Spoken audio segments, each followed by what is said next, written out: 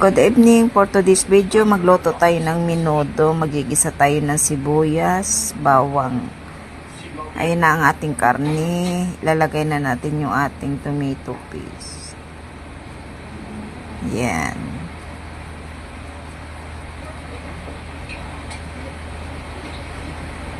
Ayan na. Papalambutin lang muna natin bago natin ilagay yung ating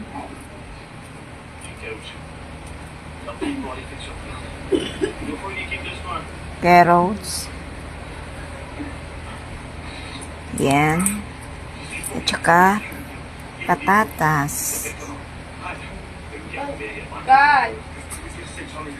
So ngayon lagyan natin ng daon laurel at saka ilagay na rin natin yung ating hotdog at saka